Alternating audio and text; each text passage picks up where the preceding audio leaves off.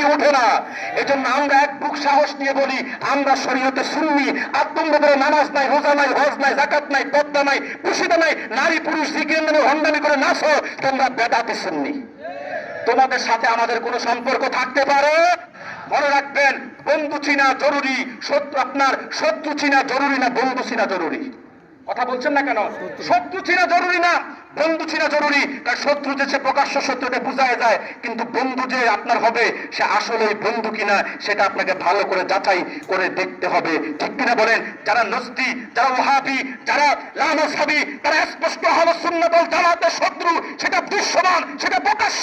কিন্তু যারা আহলে সুন্নাত ওয়াল জামাতের সাইনবোর্ড ব্যবহার করে, তারা খাঁটি সুন্নি কিনা আগে সেটা আপনাকে যাচাই করে নিতে হবে।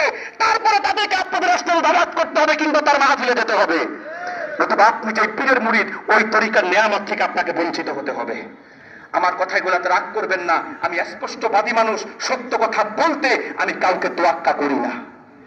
এটা আমার অভ্যাস। হবিগঞ্জ আসলে অনেকে সুর পাল্টায়, জিকিরও পাল্টায়। কথা বলেন না কেন? মাহফিল পাওয়ার জন্য হবিগঞ্জে আসলে কত রকমের ভেষভূষ ধরে বক্তারা পাগড়িও পাল্টাই ফেলে, কালার, সুন্নিদেরকে খুশি করার জন্য। তবে আমরা যারা আহলে হক, আহলে সুন্নাত মাসলাকের অনুসারী, আমরা ভেষভূষ ধরি না। যেমন আছি তেমন থাকবো। আমাদের আলগা কোনো ভাবসাব লাগে না। আমরা সত্য পথে আছি, সত্য পথে চলি, সত্য কথা বলি। আমাদের সাহস আছে, আমরা হক্কানি। এজন্য আমরা কাউকে ভয় টয় পাই? যারা বলেন পাই। ভাজুকার মুরিদরা কি কাউকে ভয় পান?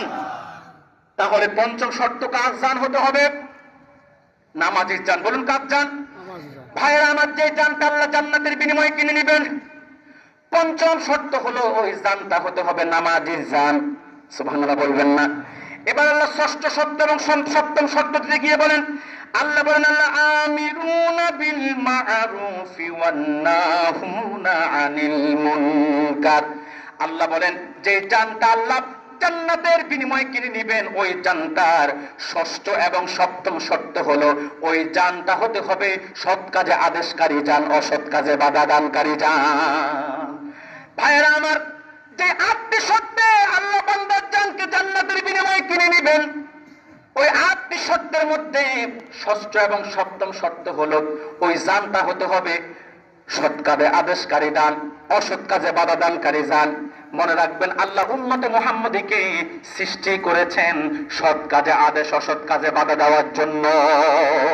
সুবহানাল্লাহ বলবেন না?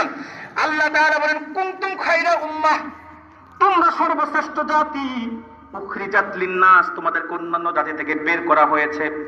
দুইটা এজেন্ডা বাস্তবায়ন করবে তোমরা।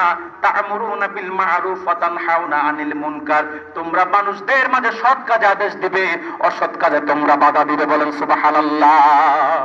ভাইরা আমার, উম্মতে মুহাম্মদের দায়িত্ব, কর্তব্যই হচ্ছে সৎ কাজে আদেশ দেওয়া, অসৎ কাজে বাধা দেওয়া। শুধু তাই না, আল্লাহ তাআলা কুরআনুল কারীমে সূরা হজ্জের 41 নং আয়াতে বলেছেন, আল্লাহ তাআলা বলেন, আল্লাযীনা ইম্মাক্কান্নাহুম ফিল আরদি ইয়াকামুস সালাতা ওয়া আতাউয যাকাত ওয়া আমারু বিল মা'রুফি ওয়া নাহাউ আনিল মুনকার। সুবহানাল্লাহ বলবেন না? আল্লাহ তাআলা বলেন, যদি আমি আমার কোন ইমানদারকে সমাজের প্রোপাইটর বানাই, সত্ত্বাধিকারী বানাই, তার কাজ হলো 4টি। 1, আকামুস সালাত, সে নামাজ কায়েম করবে। 2, আতাউয যাকাত, সে যাকাত প্রদান করবে। 3, আমারু বিল মা'রুফ, মানুষদেরকে সৎ কাজে আদেশ দিবে। 4, ওয়ানাহা আনিল মুনকার, অসৎ কাজে বাধা দিবে। দুঃখজনক হলো সত্য, দায়িত্বের সাথে আমাদের কাজের কোনো মিল নাই।